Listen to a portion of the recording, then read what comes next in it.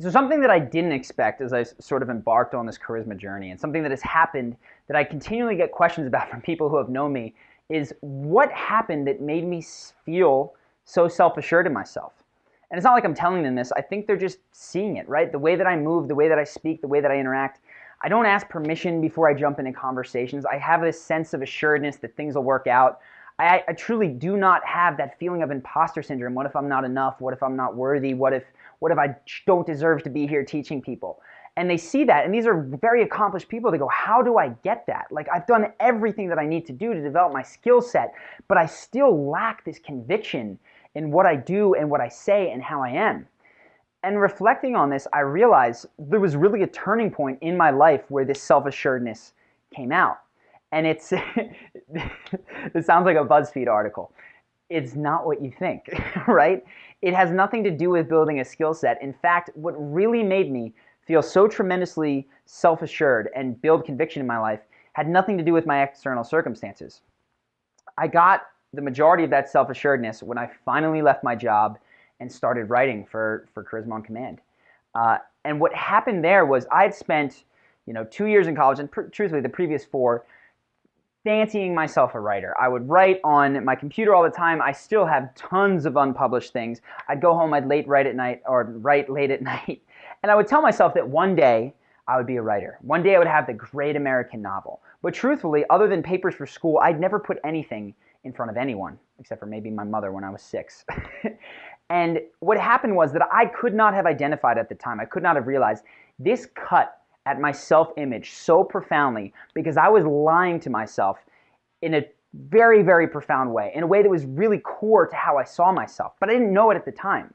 So when I finally left my job and my paycheck went to 0 from a lot more money than that, I was sleeping on the floor of Ben's apartment. Like, my external circumstances were more unstable than they've ever been and than I ever hope they will be again. But for some reason, I started speaking, moving, acting with such a tremendous sense of conviction. And when just a few months later, Ben and I decided to move to Brazil, intending to be the 2 of us, 10 other Americans actually wound up coming with us. Not even because we tried to persuade them, but because when they asked us about what we were doing, we spoke with just such this conviction that it was persuasive without even intending to be. And they left jobs that paid lots of money. They dropped out of school. One guy had just moved to New York City. He immediately picked up and retransplanted himself to Brazil, not based on any sort of sound plan, but of how much we believed in ourselves. And this is something that people want. And I'm telling you, it doesn't come from further building of skill sets. Most of the people that are watching this, they really have developed their skills quite well. It comes from getting your life into alignment and living with integrity, right? This is what was out of whack for me. My beliefs and my words, I'm a writer, I will be a writer, were completely out of whack with my actions because I woke up every day and I didn't write. I went into the office and I did Microsoft Excel. That divide meant that my integrity was extremely low, which meant that my self-esteem by virtue of that could not be high. So when they came together and when all of a sudden I was, wow, I am a writer, I am writing, and hey, I'm not making a lot of money, but guess what? That's not a value of mine. That's not super important to me. Everything I did had 10 times more conviction. It was like it was bleeding out of my pores. So reflect on this. Ask yourself, and this, a lot of people, this is job, right? Sometimes it's intimate relationships. How have you seen yourself in the past? Like, what do you tell yourself that you are or that you're going to do? And I think, just to give some other examples, there's people who, potentially parents, right, who preach to their children the benefits of health and fitness, yet eat junk food and don't go to the gym themselves.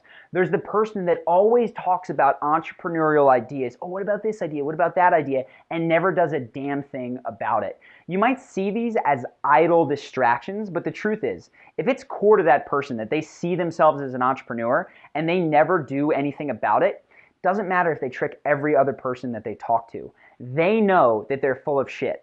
And if you can't believe yourself, you will not project into the world a conviction that is going to make other people follow you. And truthfully, you won't feel self-assured about anything you do because you know you are a liar. You know that you deceive yourself. So these are tough changes that we're talking about here. It can be with regards to fitness, like I said. It can be with regard to your job. It can be with regard to the people that you spend time with, the things you spend your time doing.